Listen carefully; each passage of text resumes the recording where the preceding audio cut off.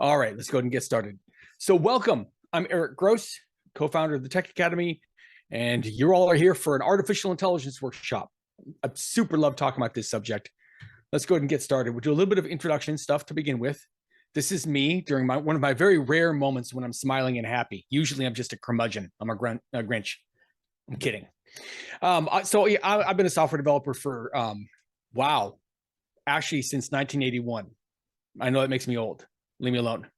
I'm a U.S. Navy veteran. I was a nuclear reactor operator and electronics technician in the Navy.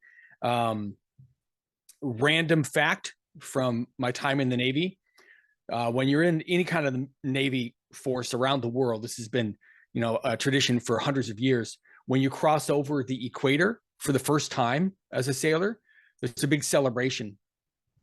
And our captain, because he was sadistic, decided to take the opportunity when we were near the international date line to make it so that we crossed over both the equator and the international date line at the exact same time. There's only one spot on Earth where that is possible.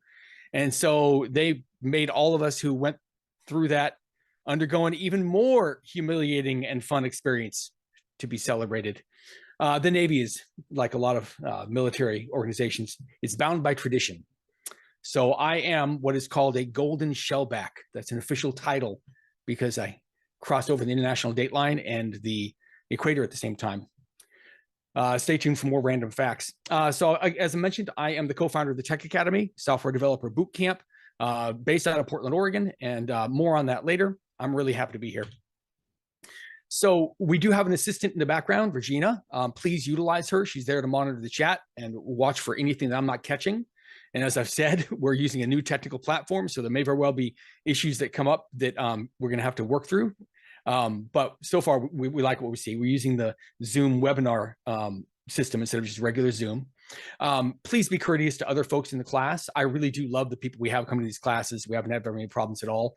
But if you're not a nice person, just go away before we boot you. Everybody else, we're here for you, to serve you. We do have chat. You can chat directly to either myself or Regina, who is our assistant. And unless I specifically ask, go ahead and send your chat questions to her, and she'll triage, when during the presentation to present things to me. We usually have time for a little bit of Q&A towards the end. And if you sent a question in, Regina is really good about keeping track of those and making sure I get to answer a few questions. Right now, just to test this chat function out, especially in this new webinar system, if you all could go to chat right now and just drop a chat saying who you are and where you are joining us from, that would be awesome. I want to see where everybody's coming in from.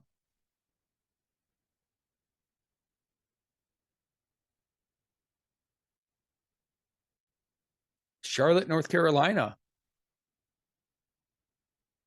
Excellent. Largo, Florida. I used to live near there. Denver. Portland. Santa Rosa, California. Megan, I'm from Mendocino. That's awesome. Mendocino and Fort Bragg. Snowy Madison, Wisconsin. I think you have to say it that way through all parts of the year. Where are you from? I'm from snowy Madison, Wisconsin. Jim's from the land of the ice and snow. Awesome. Ooh, awesome. Long Island. This is great. Okay, good. Well, I welcome you wherever you're calling in from or joining us from. I'm really glad you're here. All right, let's move on. Basic agenda. We'll have a brief explanation of what the Tech Academy is. We'll jump right into our workshop, all about artificial intelligence. We'll have a brief Q&A at the end. We'll give some data about our coding boot camps. And if you stay to the end, there is a free gift for everybody who stays all the way through. All right, so who are we? Who is the Tech Academy? We're a coding boot camp. Coding boot camps are intensive training to give you the essential practical skills to become a well-rounded entry-level technology worker in a variety of disciplines. We offer a ton of certification programs, not just in software development, but a lot of other areas. They're cost-effective. They are self-paced, which means you don't have to try to move in lockstep. In fact, one of the things that we try to show people as we do these trainings is how we teach in our programs. And one of the most important things to us in creating a successful learning environment is acknowledging the fact that everyone learns at their own pace. And more precisely, there's going to be times when you're studying a technical subject where things are going really smooth, really great. You're understanding, things really well. You're able to apply them really well. You really feel like you're getting it. And then every once in a while, you'll hit a barrier and things will slow down and you start to bog down.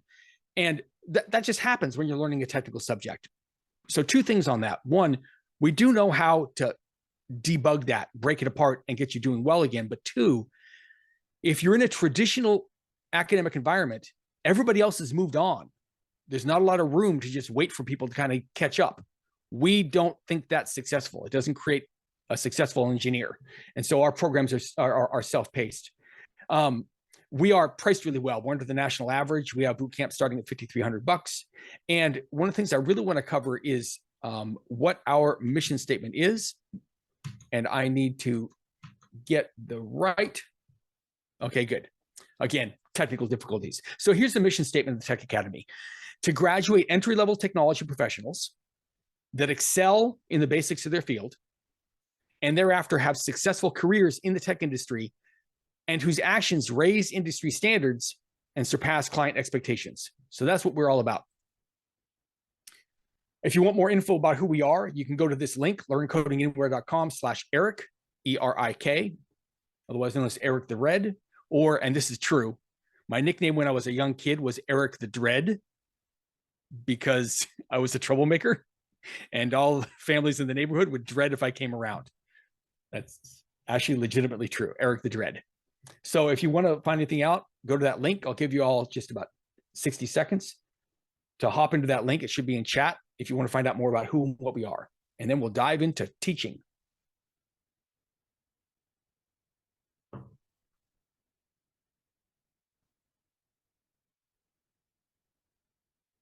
Oh, cool. We have one of our students in game development in the class. Jeremy, I'm glad you're here. He says, loving it so far. Yeah, the game development bootcamp is a lot of fun. To be able to dive under the hood and be in control of creating games instead of consuming them. That was actually some of the first programming things I did way back in the day were creating games. Okay, so here's what this class is and isn't. One of the things it is that we are going to attempt to explain some of the complex terms that you find in technology in simple fashion. Now, that's not to say they aren't accurate.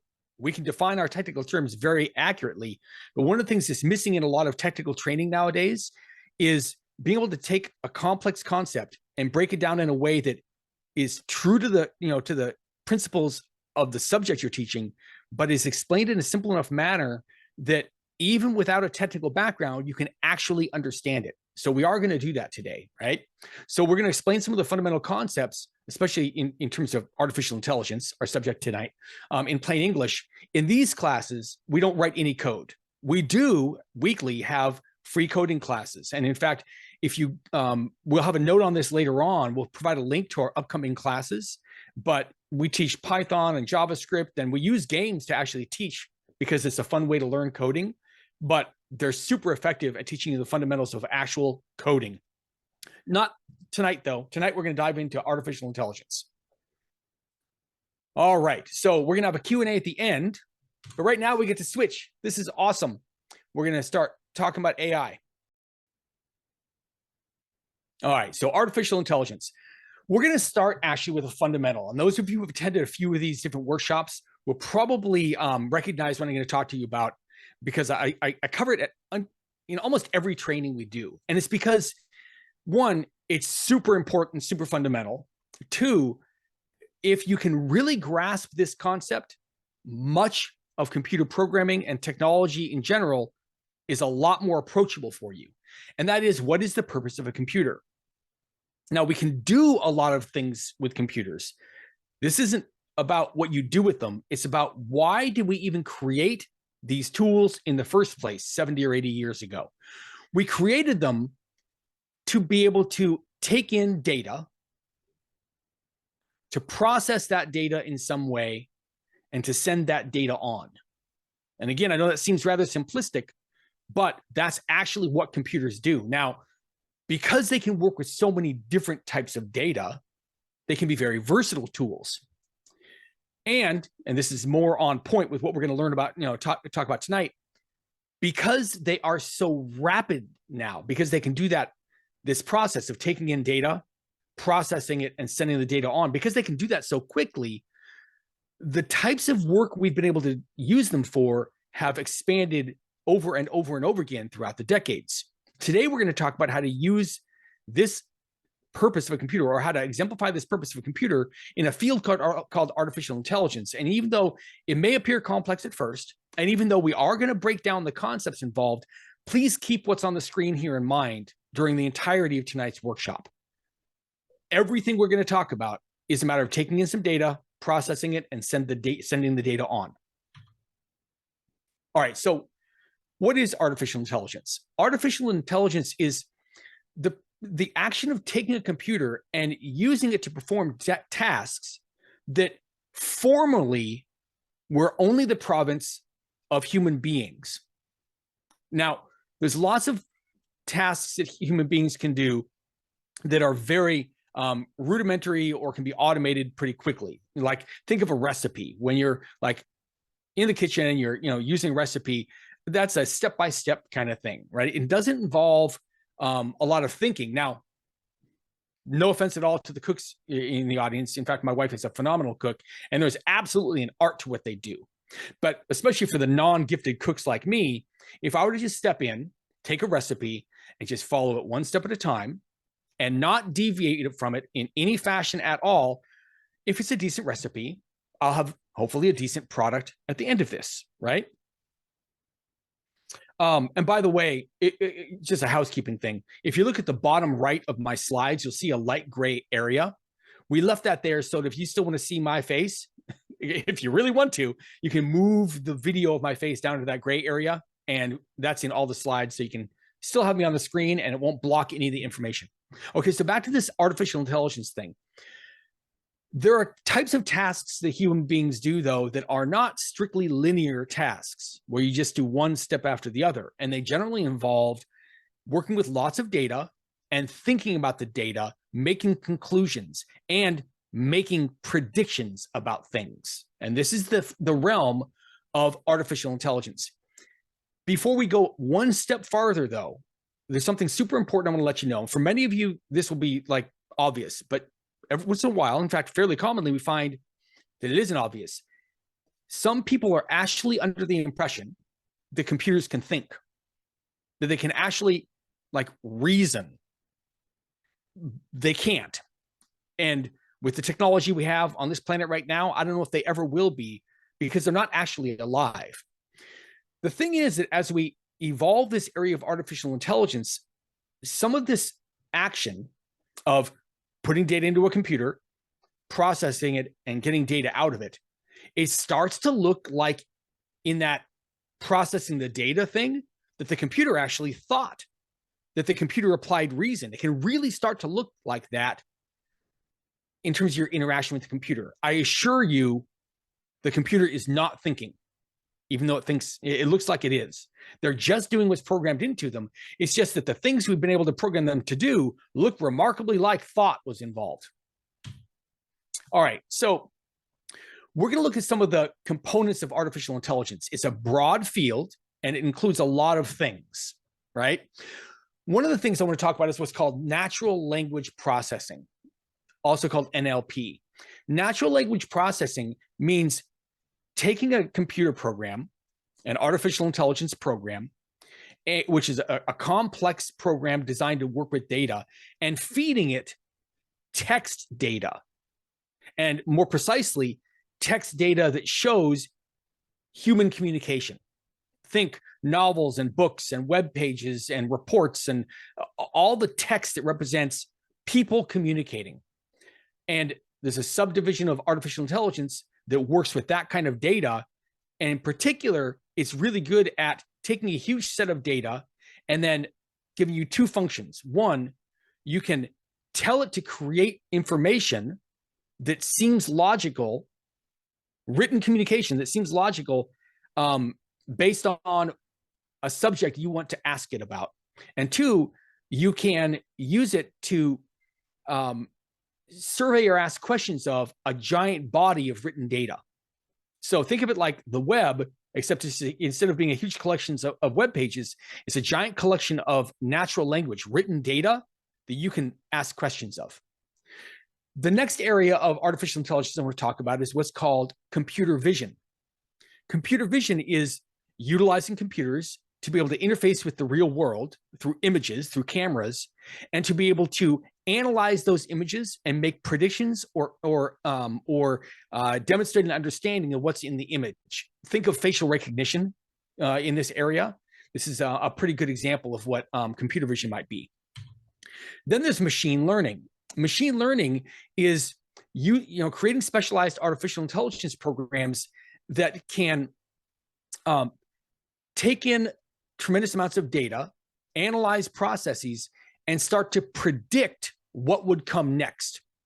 So if you have a tremendous amount of time data, like historical records of weather or of cultural aspects like entertainment or energy consumption or these kinds of things, machine learning can pull in all that data, crunch a bunch of numbers, and start to predict what might occur in the future, which is kind of cool. Another area of artificial intelligence is robotics, which is the physical universe to software interface, and being able to have devices that can sense the outside world. Remember, this is why I said to bear in mind the purpose of a computer. The purpose of a computer is to take in data, process it, and send the data on. What's really cool about robotics is the data that can be pulled into the computer is real world physical universe data, the dimensions of an object, external environmental factors like temperature and pressure and humidity. All these things can be fed as data into the computer. They can be processed, and the data that comes out can be commands to control a physical device like a robot. Examples might be devices that can work in a warehouse, read a barcode on a box that contains some sort of a product, and also scan the dimensions of that box. And if it's the right box, open up an arm, grab the box, and then transport it somewhere. This is robotics. There's another term I want to cover, which is cognitive. Cognitive means of or related to thought. So cognitive computing is the attempt to create computer programs that emulate the workings of the human mind. All of the various millions and billions of connections that there might be between data that is either data that are similar to each other, different from each other, or identical to each other, and to take all that data and use it to quote unquote think. Again, real thinking isn't occurring, but the product of a huge computer program like this that emulates the way the brain works can appear to be like thought, form conclusions based on a tremendous amount of data. All right, so we talked about natural language processing. So again, this is the process of creating computer programs that can work with the information we use to communicate with each other. What you see here on the screen on the left is the human being who speaks in words and phrases. And then on the right is an artificial intelligence program who only understands digital data. Those ones and zeros, by the way, that's a number system called binary, which is actually the form that the data inside a computer takes. Data inside computers is not words and phrases. It's specific patterns of ones and zeros that correspond to written data or spoken data. So in natural language processing, we'll consume a tremendous amount of real world communication, spoken or written, and we will put it into a giant program that, again, can take that body of data and make connections between all the different parts of it. Here's an example. You can have a collection of words that's random, or you can have a collection of words that's a sentence. If we look at a collection of words that's random, like, horse, butter, albatross, running 47, that's just a bunch of random words. When you hear that, you automatically know two things. One, Erik's weird. How did he come up with those words right off the top of his head? But two, you know that there's not a communication there of any significance or importance. It's literally just a bunch of random words. Before the development of natural language processing, there was no way to let a computer know that those words don't make sense together. Natural language processing actually can be programmed to, for example, understand the concept of a sentence, and even more granularly, understand the elements of the typical sentence structure, like the rules of grammar. And so it can be fed in data, and it can know whether or not it's actually a sentence. And it can understand the relationship between the different parts of that sentence. Because of that, and if you train it on millions or billions of sentences, now you can do things like ask it to produce more sentences for you that follow the established pattern of human communication. And this is where natural language processing comes in. For those of you who are reading between the lines, this is what's underneath ChatGPT. More about that later on. And in fact, in 2 weeks, we're going to have a deeper dive into ChatGPT, which is a lot of fun. I'll tell you more about that at the end of the training. But this is natural language processing, a huge aspect of artificial intelligence. Computer vision. Again, we talked about this. It's being able to take visual images, analyze all their parts, and be able to understand what's inside them and form conclusions. Notice, by the way, this diagram isn't just some cool little marketing graphic. You see all these little data points that are highlighted on here. Here's, I think, the best way we can kind of illustrate this. And again, I'm going to let my nerd flag fly high. One of the coolest things about the Lord of the Rings films was Gollum. Okay, that's an opinion, but it's the right opinion. For those of you who are a bit nerdy about this, you may know that the actor Andy Serkis was dressed in this skin-tight suit that had thousands of little teeny white dots all around the outside of the suit.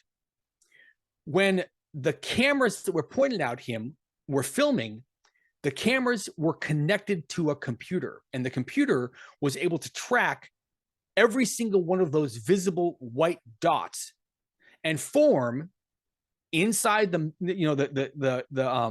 internals of the computer an actual model of what that physical body looked like. Andy Serkis's body as he moved and crawled and menaced Frodo and Samwise. Yes, I'm a nerd. When the people that were doing all the production after all the filming was done, when they were able to go into that model, they could layer over his body the skin of Gollum, the facial expressions of Gollum. Now back to computer vision. It's a kind of a similar thing where you can feed images, millions and millions of images, into a specialized program called a computer vision program, and it'll start to look for patterns that are common throughout the majority of those images. For example, any image that contains a human face will have certain commonalities, because faces in general have the two eyes, the nose, the mouth, the cheekbones, the dimensions, the ears, all that kind of thing. Once you have taken a program like that and you've fed the data on millions or even billions of images into it, now you can give it an image it's never seen before and tell it what it sees. Is this a man or a woman? Where are the eyes and what color are they? What are the rough physical dimensions of this face? Or if it's a huge photograph, if the images it was trained on are of buildings, say millions and millions of photographs of buildings, you could say, okay, here's a new photo, here's a new image. What architectural style is this? As you can imagine, the process of inputting all those images into a program like this and getting the program to learn what is in the image is a complex process. But when you dive into this, if you're going to work in this area of engineering, it's a really neat combination of either a human being telling the computer program what is in the image, or later on in the process of what they call training this program, giving it an image and having the program spit out its best guess of what's in that image, and a human being confirming whether or not the computer got it right. When you do that hundreds of thousands of times, the computer gets more and more and more accurate at figuring out what's in that program. Now, this can be used for good or for evil, because it does involve, in many cases, things like facial recognition, but it can also be used for things like autonomous driving, your car driving along the road without a human being paying attention. I don't know if I like that, but it's true. And a lot of other applications. So that's computer vision, a subset of artificial intelligence. Now, let's define, this is not an artificial intelligence thing now. I just want to clarify a specific term that you've probably heard before in computing, which is an algorithm. Let me get a sip of water. So let's step back. I probably harped on this point too strongly at the beginning of the workshop, but it's really important. The purpose of a computer, right? To take in data, process that data in some manner, and then send data on. When it comes to that middle step, processing the data, that's what an algorithm is for. An algorithm is a series of instructions to the computer on what exactly to do with the data. Let's use a very rudimentary example. You feed a list of students into the computer, and they're not in alphabetical order. You want to have some series of steps that will sort them into alphabetical order. The series of instructions that will do that is called an algorithm. That would be a sorting algorithm, because you're going to sort the information in a certain order. You might enter in a giant collection of products for your retail business, and you want to sort them by price from lowest to highest. You would, as a computer programmer, make the instructions to do this, to compare all the different information was given and sort them in the correct order. That's an example of an algorithm. So why do we bring this up? Because artificial intelligence, as I said, there's no thinking involved. What there are is very powerful, sophisticated algorithms that can take in a tremendous amount of data, process it, and spit out of the other end some sort of data that makes you think that thinking occurred. It's pretty cool. But underneath all of this artificial intelligence stuff is just algorithms. And as an engineer who gets trained in the fundamentals of computer programming, and then the specialized aspects of technology that relate to artificial intelligence, you can work with this stuff. It isn't beyond you. And it honestly isn't even something that requires super high level math skills, which is really cool. But it does it does require understanding that there's an algorithm underneath there inside the artificial intelligence programs that you'll need to study and understand to a certain degree. All right. One of the areas this comes into play with, especially strongly, is machine learning. And again, machine learning, which, by the way, is one of the many subjects we teach on our 16-week artificial intelligence developer bootcamp at the school. Machine learning is that process of consuming a tremendous amount of data and being able to predict future data because of it. That's a really valuable thing to use a computer for. And it isn't the way computers were always useful. In decades past, we could put a bunch of data into a computer and it would analyze it and sort the data in a bunch of ways and spit it out to you, but it couldn't very effectively tell you what the data meant or tell you what data in that area might look like at some distant point in the future. That was really hard for us to do, even as recently as 10 years ago. But now this area of machine learning has advanced. They've got algorithms that can actually consume a whole lot of data and predict with varying degrees of accuracy, but useful degrees of accuracy. They can predict what future data in that area might look like. Now, where does this come in handy? Well, think about things like weather patterns. If you could feed into a computer the historical data across a broad region, like say the whole country of the United States, feed in weather patterns, weather data taken over a 20 or 30 or 40 year period. Now you could actually ask it to predict future weather, and it would be able to be a lot more accurate farther and farther out into the future than we've been able to produce in the past because of this concept of machine learning. Okay, we talked about robotics.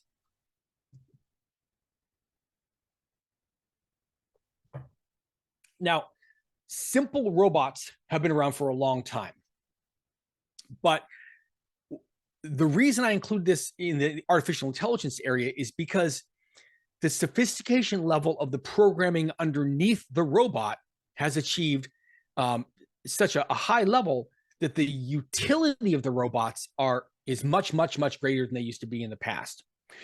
As far back as 30 years ago, simple robots could be used to do repetitive tasks. And you could think of it as a robot, but honestly, it was just a complex machine. As an example, even as recently as in the 80s, when you look at like the big auto manufacturers like Ford and GM and all that, they had quote unquote robots on the assembly line, but all the robot was able to do was, on a very rudimentary level, detect that, for example, a new car chassis had been moved along the assembly line and was in the right position for this specific robot to do its job. And then the robot would go through a pre-programmed series of motions. It might, for example, need to weld on the four housings for the wheel. Where the wheels was eventually going to be, you might have metal assemblages that need to be welded to that chassis so that later on a wheel could get attached.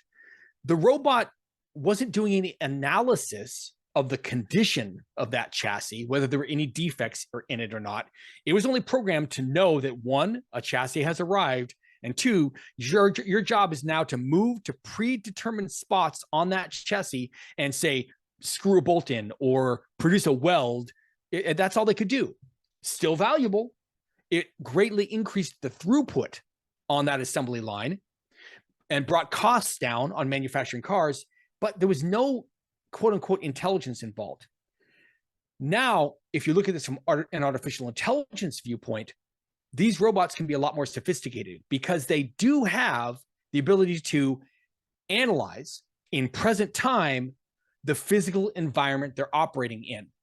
They can combine the best of everything we've talked about tonight and use computer vision to scan the actual thing they're meant to work on, take the information they received from that scan and feed it into complex algorithms, which will determine what are we looking at, and is there anything about what we're looking at that's a problem?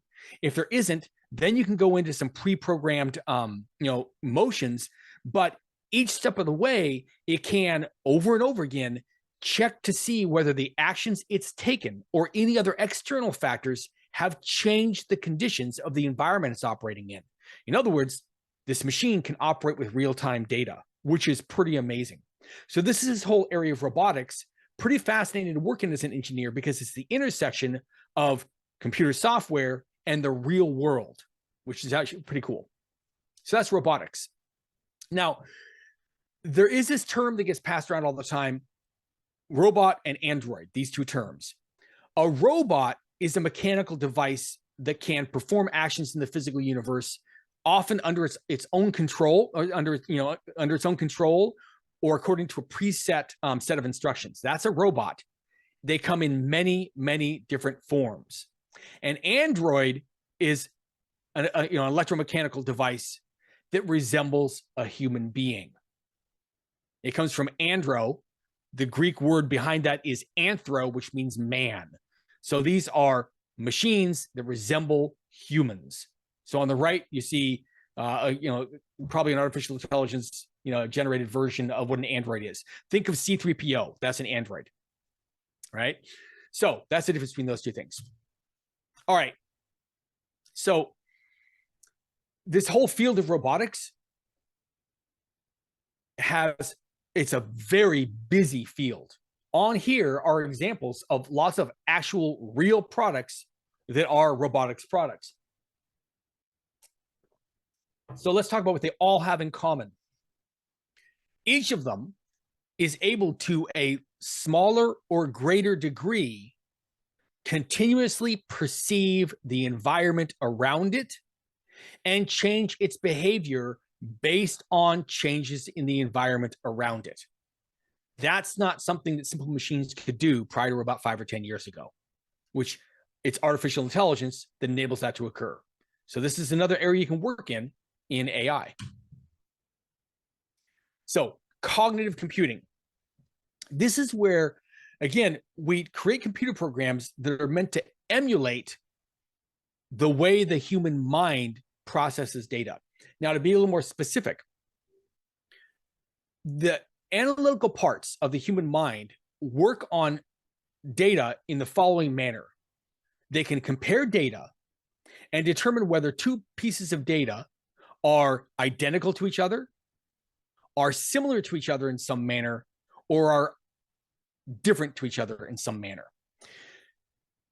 That's a gradient scale. Now, why is this important? Because up until the development of cognitive computing, virtually all computer programs were based on yes or no logic, true or false logic. They weren't able to encompass the concept of relative degrees of yes or no, relative degrees of true or false. Cognitive computing attempts to take these digital machines, these computers that we've used for decades, that before this only operated on the basis of true or false, yes or no, ones and zeros, and have them operate in a way that, close to how we operate as human beings, can think with data that is a gradient scale. Something is more or less like another thing. That requires very complex computer programs to be able to produce that kind of a behavior in a computer program. An example of what that might be of cognitive computing is if you were to have it work with a tremendous amount of stock market data, and also the records of stock market salespeople who are human beings. They're not machines, right? And if it was fed all of that data and was able to form relationships between the relative degree of success of certain patterns of how to buy and sell stocks, you could create a cognitive computing computer program that could then be used to give recommendations on how to actually work with stocks that were not purely based on only the numbers related to past stock trades. They also encompassed how people think, how the salespeople think, how the behavior of the leaders of publicly traded companies think. This is an example of cognitive computing. So we've covered the fundamental areas of artificial intelligence: natural language processing, computer vision, machine learning, robotics, and cognitive computing. These all have the same purpose, which is to utilize these machines with their fundamental purpose of taking in data, processing the data, and sending on the data to emulate as closely as possible the way human beings operate, the way human beings think, and the way human beings interact with their physical environment. So this is what artificial intelligence is. So let's talk about ChatGPT. First, let's talk about OpenAI. OpenAI is just a company. And unless you've been living under a rock and plugged your ears, you've heard of OpenAI and ChatGPT. So OpenAI is a computer programming company, a technology company that has as its mission trying to create an actual intelligence using computer programs. This is their mission. And that's a rather simplistic view of the mission, but it's not far from the mark if you look at their mission statement and go onto their website. So that's what OpenAI is. You can have you're welcome to have your own opinions about whether or not what they're trying to do is even possible. But there's no denying that some of the work they're doing along the way as they try to solve that problem is very valuable. Of course, the most valuable tool they have is ChatGPT. ChatGPT is a natural language processor-based artificial intelligence program. So it works with natural language. It works with the text that represents how we communicate with each other. So ChatGPT is essentially a computer program that lets you work with a massive collection of natural language data that has been processed ahead of time so that all the different connections between different elements of written communication are mapped out well and understood. What do I mean? Well, let's go back to what I was talking about with sentences, for example. This area of natural language processing, the area that ChatGPT operates in this whole artificial intelligence landscape, this is the area of ingesting written data that is human communication, articles, stories, computer program records, like all the records you could find on the internet of anything ever written down in natural language. This program has ingested all of that. And it's also been taught what the structure of different human communication is. What are the patterns of how we actually write data down? Now, it can't really read. It can't really understand what it's been given, but it can, because it's been fed with so much data, pretty reliably predict what other content could be extracted or derived from the content it has. Why is all this valuable? Because it can make content for you. More precisely, it can generate, which is what the G in ChatGPT stands for. It can generate text output for you that follows the established patterns of natural language.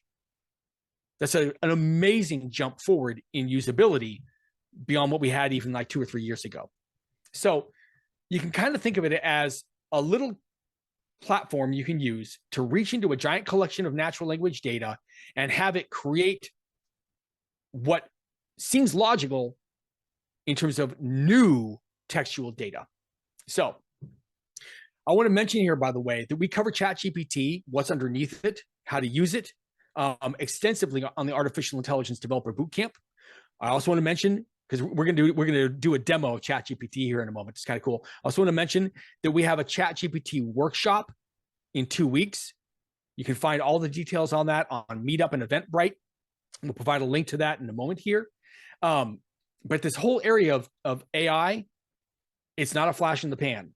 If you're interested at all in working in technology, this is a smart route to go. All right, so let's load up ChatGPT. And I want to show you something cool. Now, all I'm going to show you is a compare and contrast between 2 different ways you could ask ChatGPT to generate something for you. The first thing I'm going to do is let me switch over here. I'm going to give it a very simple request. I'm going to ask it to, hey, listen, can you write a sales letter to be sent to my mailing list? Let's say I own a retail company of some sort, and I want to send out a letter, both hard copy and maybe email, to all the people I have on my mailing list. Let's look at the output it gives us.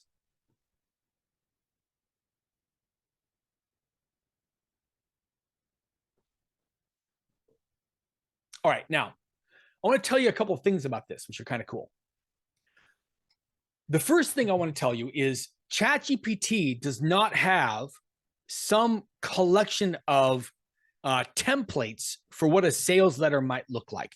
It didn't go to a big collection of, say 50 examples of what sales letters might look like, and then sort of choose one of them at random and drop it, here at all on the screen. That's not what it did. Why do I say that? Because until ChatGPT came around and other tools like it, that's actually what we had to do as computer programmers.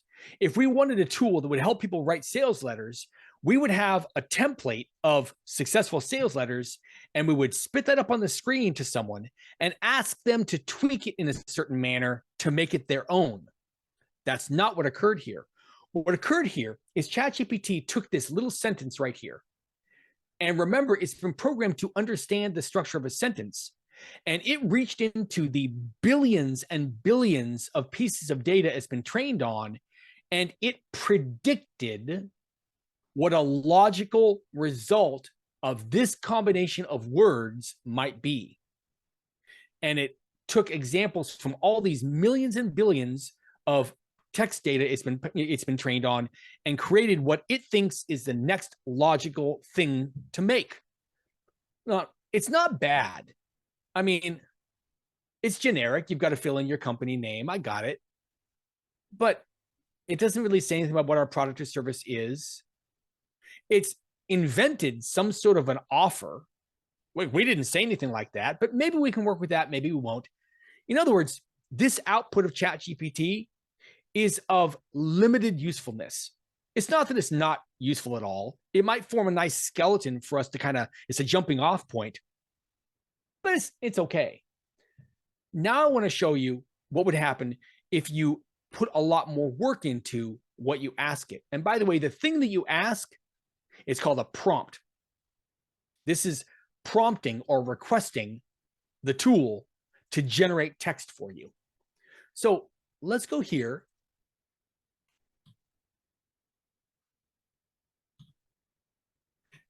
And let's give it a lot more. Now, in the training we'll do in 2 weeks, I'll break down exactly why every single element that's in this prompt is here. There's a reason for every part of it, and teach you the framework you can use to make any prompt you use in the future much more effective. So let's copy this, right? We're telling ChatGPT to be an expert direct response copywriter. We're giving it what we want it to do. We want it to make a sales letter. We've already told it that, but we're also telling them what the purpose of this sales letter is. It's going to be an email we're going to send out to let them know that we're releasing a new diet product. And what we want them to do is go to our website. And we even provide a lot of information about what the diet product is called. It's called Synergy Crystals. Yes, I made that up, and yes, I'm a nerd, right? And we even describe a little bit of the science behind it, what it does, and we even tell it how to write. Now, I want to stress again, the program that we're about to send this information to isn't a human being and cannot think. And yet, let's look at the output it gives us, and we'll compare the two. So there it is. We scroll up to the top. We've told it what its role is, what it's supposed to do,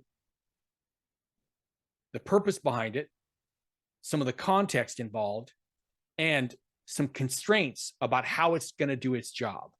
And when we hit go, let's look at the product here.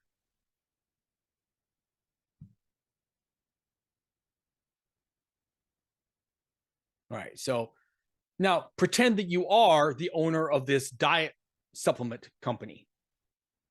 Let's just look at this for a second. Discover the secret to effortless weight loss with Synergy Crystals. Are you tired of all this? Are you trying to shed some extra pounds, have more mental clarity and focus? We're introducing a revolutionary breakthrough. Look, whether or not this is a perfectly effective letter isn't the point. The point is, it's so much more on point, so much more applicable. It reads like a sales letter. It's not generic. It didn't invent some offer. It came up with logical benefits to your product based on what you fed it. It's a much better starting point for an actual sales letter you might want to send out. So the reason I brought this up is, one, to reinforce the fundamentals of artificial intelligence. Behind this is not a human being. It's just a highly sophisticated computer program. And two, to plant the seed for knowing how to use these artificial intelligence tools more and more effectively is almost going to be required to operate well in the future, because they're going to be so much a part of day-to-day life. So just so that you can use AI better, I highly recommend you attend our training in 2 weeks. There's going to be a link to our events that you can find out all about it. Okay. But two, wouldn't it be cool to be the developer, the engineers, the people behind the scenes, helping to create tools like this, helping to make them more useful to people? That's the whole field of artificial intelligence. All right. So let's go ahead and go back to the intro outro. Let's cover Q&A. All right. So yeah, we've got time for a couple of questions. Let me go and pull up chat. Let's see, Regina, has anybody asked any questions yet that we should? Yes. So we do have a question from Ryan. He says, I'm interested in pursuing AI, especially after having done my bachelor's in neuroscience, but I'm worried about how stable it is, especially future job security. Is there any risk of AI development becoming oversaturated or redundant or anything like that in the future? I'm so happy you asked this, Ryan. I'm really happy. Okay, so I'm going to directly answer your question. I'm going to tell you a little story first. I was a nerd as a kid. I know it's not going to be a shock to anybody, but I learned to program when I was like 11 years old, right? And by the time I was 13 or 14, I'd done a lot of programming. Now, the computers weren't super sophisticated back then. It was the early years of the personal computer revolution. But I'd made a lot of programs and I understood computers really, really well. I'll never forget. I grew up in the Bay Area, and so I'm reading the San Francisco Chronicle one day, and there's an article in there based on some research that was either is being done either at Stanford or Berkeley, right? And the basic premise of the article was that recent developments in creating computer programs that could themselves generate computer programs meant that the job of being a computer programmer would probably become obsolete within about 5 years. It's 1983, 84 when I read that article. And I remember looking at that article, and look, I'm a young kid. I was like 14 or 15 at the time, but I wanted to do something with computers even then. And it actually, for a moment, got me kind of alarmed. I'm like, oh no, these things are getting so sophisticated so rapidly that this area I might want to go into might not have any longevity. And then I promptly forgot about it. Then later on, I'm in the Navy, and I learned even more about like technology and computers, digital circuitry, everything. And I remember seeing a news thing, something on the news, again predicting that the job of software engineer or programmer would become obsolete. I forget what their stupid rationale was at that point. And again, right after the dot-com bubble of 2000, when a bunch of the web got really big and a bunch of companies got a lot of investment money, and then they all collapsed and a lot of people lost their jobs, there were more predictions about how this field of software engineering maybe didn't have longevity. And then I saw it again in 2010, and now I'm seeing it again with AI. Look, I can't predict the future, but I'll tell you my honestly pretty well-informed opinion. Any predictions that technology workers aren't going to be needed are BS. They are absolutely going to be needed for decades upon decades upon decades. Now, there is some validity to what your question is, right? He says, I'm interested in pursuing AI. Let me scroll up. I want to read this whole thing. It's a great question. Okay. He says, I'm interested in pursuing AI, especially after having done my bachelor's in neuroscience, but I'm worried about how stable it is, especially future job security. Is there any risk of AI development becoming oversaturated or rendered redundant or anything like that in the future? Yes, within a very narrow view. What artificial intelligence development looks like right now in 2024 will probably not resemble it in a lot of ways, to what it becomes in, say, 2026, 27, 28. It is a rapidly changing field. But what won't change for decades in the future is the fundamentals of how digital computers work. The reason I bring this up is that when you get trained to work in the technology field, you've got a balance to make between learning the current things that are in demand right now that people are going to be willing to give you money for, and learning the fundamental principles behind them so that no matter what happens with technology in the future, you can adapt. And that balance is not easy.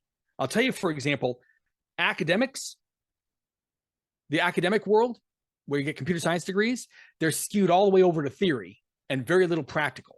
And so they don't prepare you well for the real world jobs.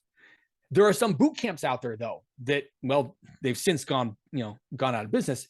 They would focus only on some current really cool, technology that happened to be getting a lot of hires right at that point, but they wouldn't teach you anything else. And so that market dried up and those boot camps went out of business. It's the balance between the two.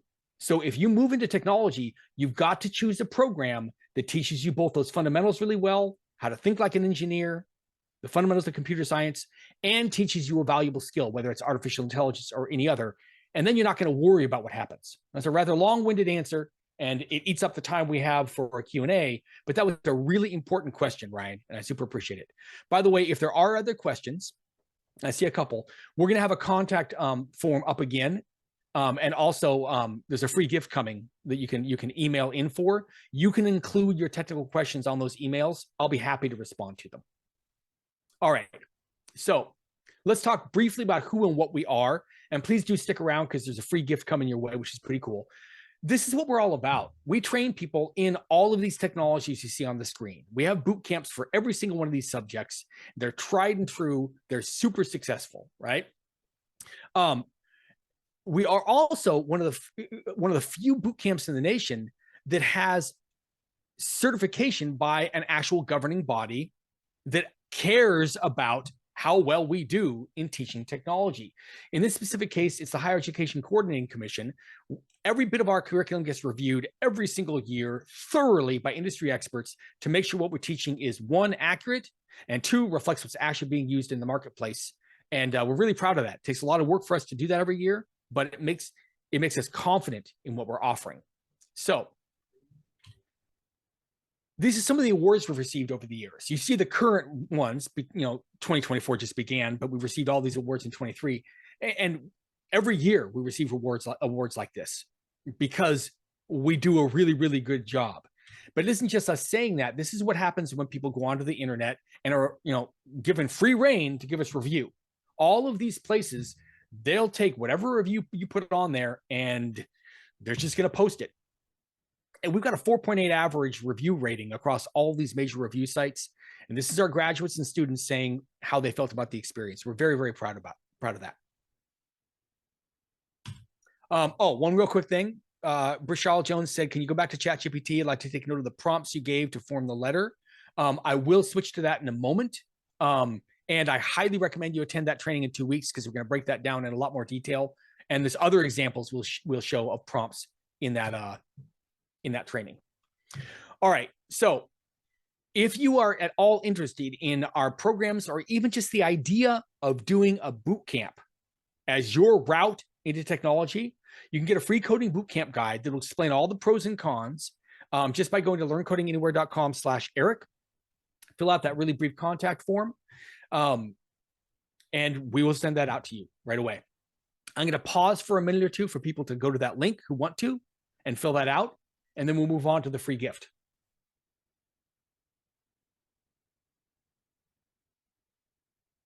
Also, I believe Regina is putting that in chat. Yeah, there it is. If you look in chat, you'll find that link.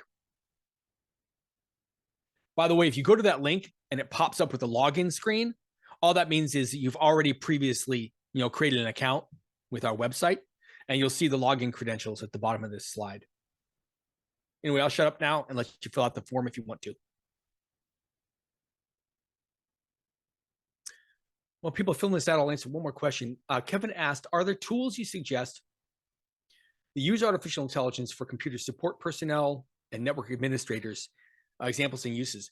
I can't speak to that without a little bit of research. I do know, because I'm mainly software rather than like system administration and customers and tech support and network. I haven't done a bunch of work in that area. I read about something about 3 or 4 weeks ago that there is an artificial intelligence sort of analysis platform that's meant to operate in that area. I can say that each of the 3 cloud providers, Microsoft Azure, Amazon AWS, Amazon Web Services, and then Google Cloud Platform, GCP, all 3 of them have artificial intelligence, platforms that you can actually develop applications for almost any sector.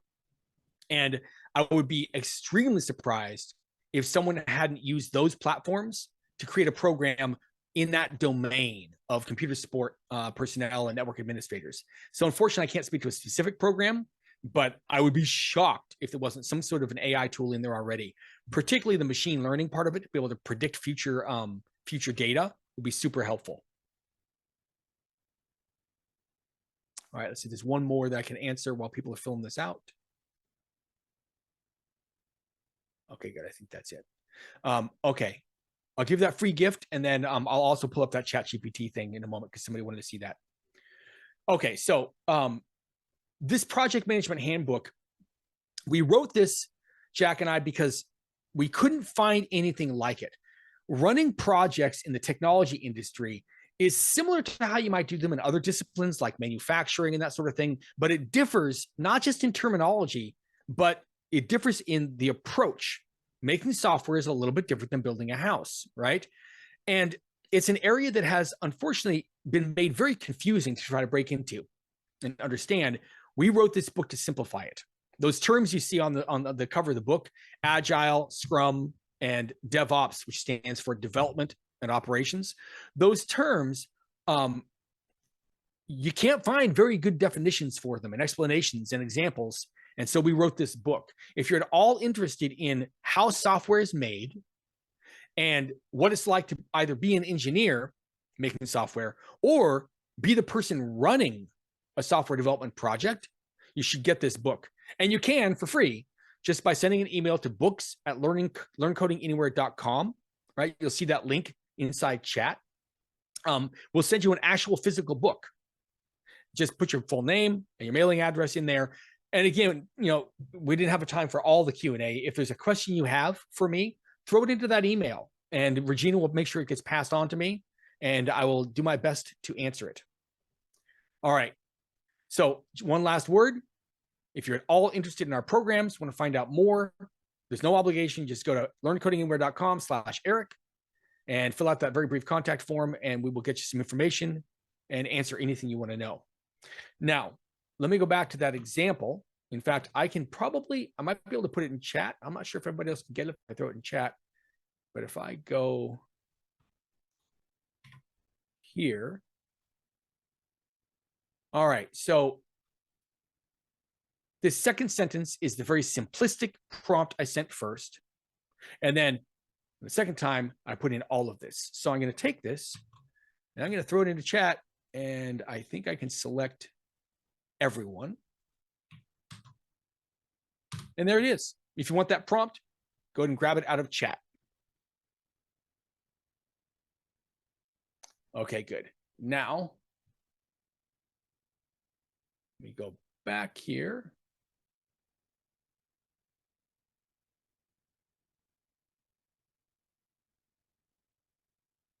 Okay, good. So a couple other housekeeping things I want to mention.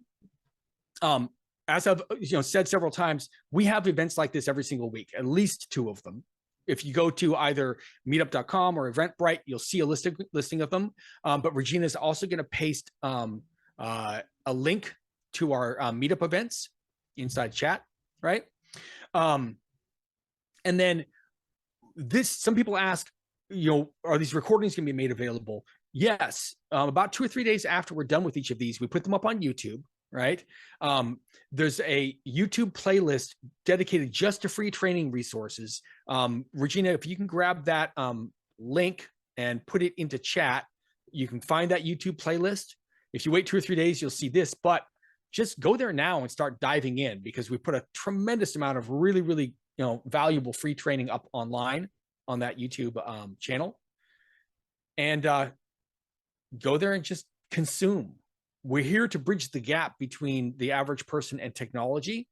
And if that means just helping people who aren't going to move into technology to understand it better, great. But for those of you who do want to move into technology, we're here and we do a really good job at helping you make that transition. So that's what we have.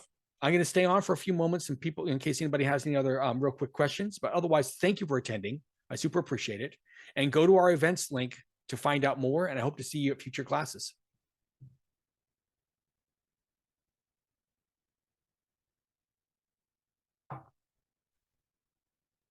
You're welcome, Jay. You're welcome, Poo Poo Palace. That's an awesome username. Absolutely. Thanks, Jocelyn.